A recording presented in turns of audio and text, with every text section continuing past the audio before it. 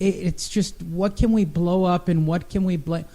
And it's just, there's just too much bullshit politics going on. It really is, and that's why we need term limits as well.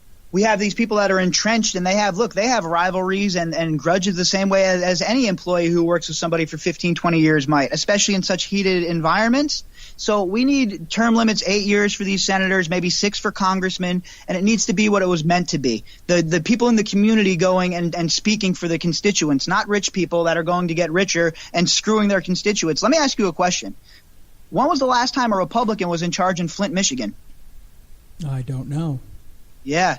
Exactly right. And I'm not saying that everywhere Republicans are great, but what I'm saying is, if you were in Flint, Michigan, if you were in Detroit, why would you keep voting Democrat after all these years if nothing has changed? And you see what happened in this election, Lee. I don't know how anybody would get the rollover in Michigan, period, when they still don't have water. And not even just Michigan. There's an article on Zero Hedge that says that over 140 million Americans are drinking nuclear tap water. Yeah. I don't drink the tap water. I don't even like bathing in the tap water in Nevada. I live in Las Vegas. They were blowing up nuclear bombs 100 miles away from where I live. Yeah. So I'm not too keen on the whole water situation in this town. But at the end of the day, if we do a $1.4 trillion infrastructure, can you imagine, as a guy that understands money, obviously, can you imagine the injection into the economy, especially if all the materials it's stipulated have to be American made and bought in America? Oh boy! No, I know this I'll bring it down to something a little more base for everybody that's listening. I was watching Jay Leno's Garage just now on whatever it is, CNBC or whatever channel it's on, and he was getting to drive one of the new electric cars by a company called Detroit Electric Cars. This is a company from a Chinese company by way of England that bought the rights to the name Detroit Electric Car that was vacated in 1938.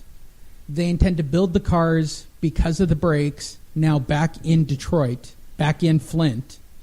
And they're expecting to bring on thousands and thousands of jobs making electric cars with something that was originally created in that area. It's very interesting because even you look at Apple, they're bringing $350 billion back from overseas, something like that, and they're going to make a huge investment into the American economy and a bunch of jobs. So this is a big deal. People, shouldn't downplay this because, their hatred of Trump. Guess what? I've had a lot of bosses, and there's been a lot of leaders that I've, played for in athletics, and most of them aren't very nice people. But you know what they are? They're winners, Lee.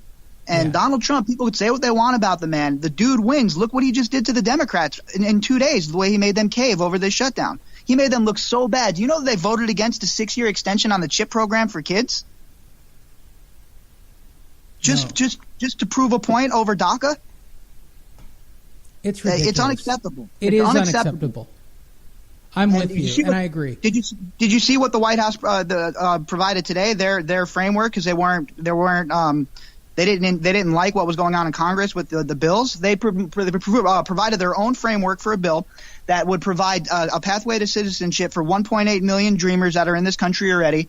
And it would also include $25-point-something billion for border security, and as well as get rid of chain migration and get rid of the lottery visa.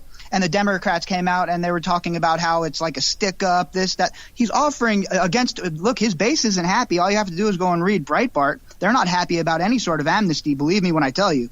But the adults in the room understand that this is how politics works. You give to get. Right.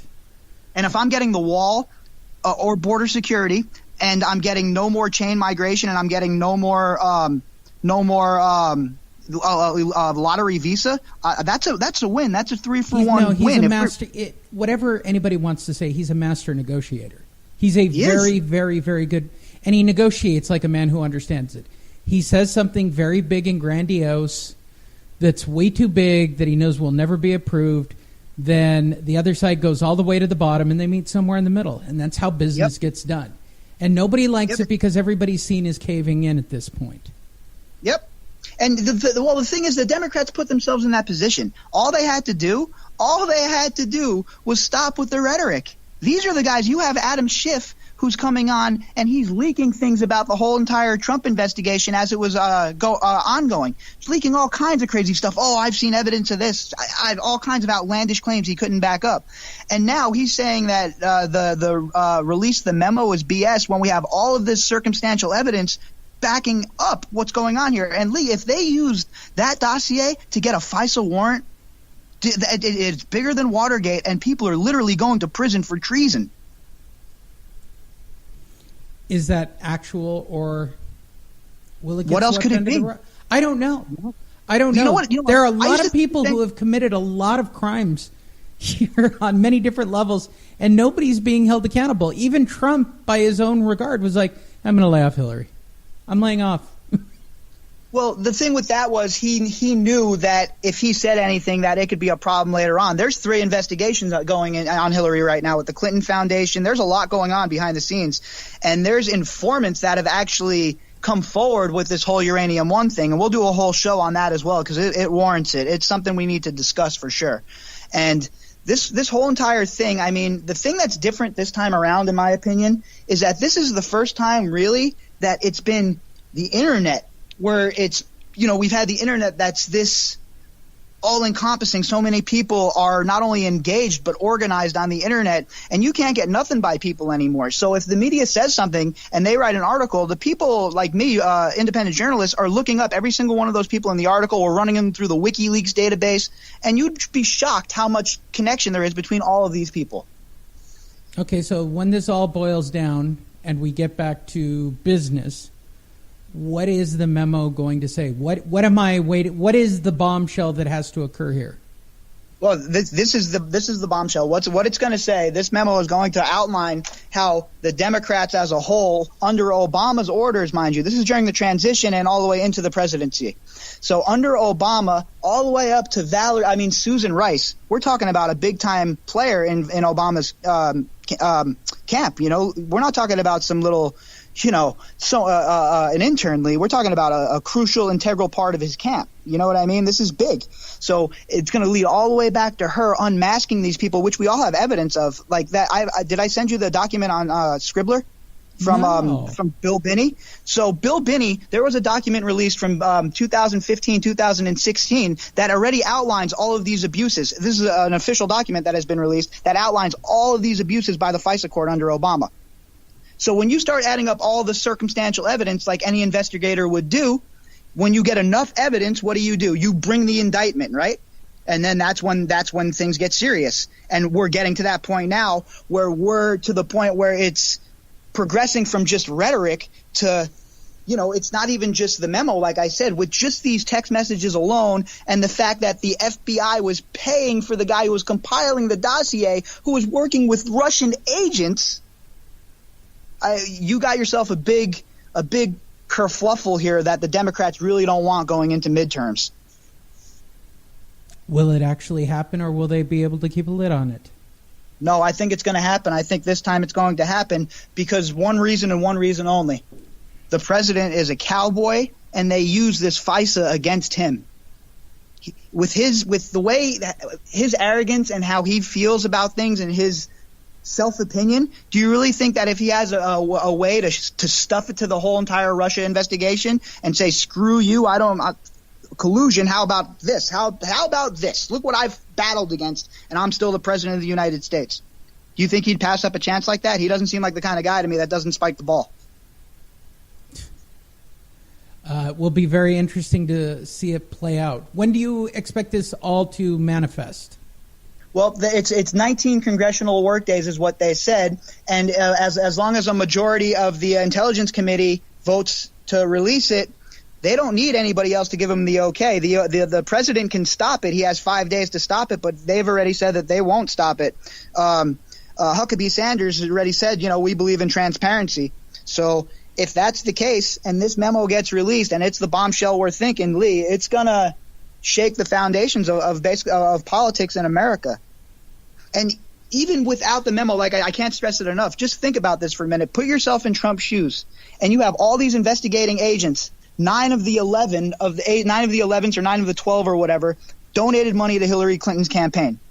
You have these agents that are in cahoots talking about insurance policies and all kinds of stuff. And even Peter Strzok, in one of the text messages, one of the top agents, the guy that, brought all charges basically to fruition, says before he jumped onto the campaign, even with Mueller, says, in my gut, I don't feel that there's any there about the collusion with Donald Trump and Russia. And you can go and read all of this stuff. It's everywhere in the mainstream media. You just type in FBI text messages and you can find, your source of du jour, because at that point, it doesn't matter what kind of spin is. You can read the text messages yourself, make your own decision, And that's what the media is so scared of now, Lee, that we have the ability in our pockets to process information differently now, read the bullshit for what it is, and come to our own decision. And there's nothing more dangerous in society than somebody with an informed opinion. Okay, so being the cynic that I am, what is the smokescreen that they're going to use to distract us from all of this? Well, they're already trying. They're already trying with the whole. It's the Russia bots. They sent a email to Twitter and to Facebook pleading that they don't run those hashtags. You see what they're doing? This is police state tactics, Lee. If I want to use the hashtag release the memo, is that Dianne Feinstein's business? Who is she? Who is she to call me a bot? Who are they to call me deplorable? But yet you're marching in the streets when Donald Trump calls a shithole. So those people, once again, you prove that people that aren't even from this country mean more to you than I do. So why should I lighten my position on something like DACA, even though I'm going to? But I understand the position of the hardliners who don't want to.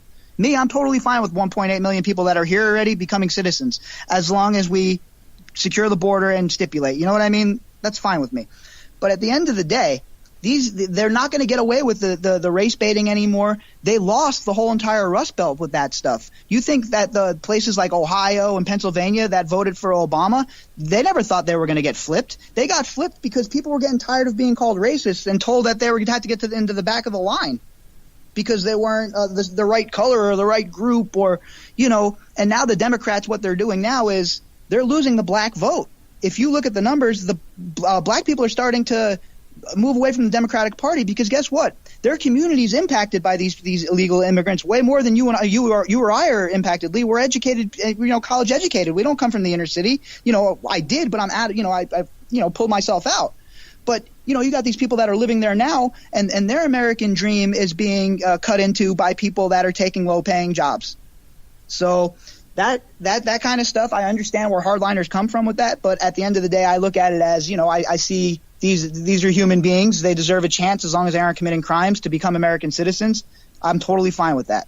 And the Democrats would say that even though I have that stance, that I'm too far to the right. And that's their problem. They've alienated a whole bunch of people that aren't Nazis by calling them Nazis. So these people really have no desire to even listen to what the Democrats, or it shouldn't be the Democrats, what the progressives have to say at this point. Because, you have progressives that when Trump got elected posting on Facebook how their family members owe them apologies. I mean, it's some insane stuff, Lee, that I've never seen in my life. When Obama got elected, believe me, I wasn't happy. I knew what was coming down the pike for a guy like me, I knew exactly how much money I was going to be on the hook for. But besides marching about being taxed, I never once said that anyone who voted for him, I can't be friends with you, or blocked somebody on Facebook or called somebody deplorable. Never once, ever. I always attacked policies, but now the goalposts have been moved. And, the way they attack Barron Trump, what's going to happen when there's a Democrat? Is it going to be the same parameters? Are the rules going to be the same? I agree. So put a bow on it. What should I expect over the coming days? Well, over the coming days, what you're going to see now is you're going to see pushback by the Democrats. They're going to try and release their own spin on the situation, their own memo, their own whatever they're going to try and do. But at the end of the day, ask yourself, why are they so gung-ho? Why did every single Democrat vote for that memo not to be released? Why has it taken so long? How long has it been now? Over a year, and we don't have one iota of proof of evidence of collusion. And that's what this all started from, remember. Not about Manafort taking bad money from the Russians, or not about, Carter Page or any of this other stuff, those are all process crimes that the media would like us to think are all part and parcel of this crime. But you and I both know, guys.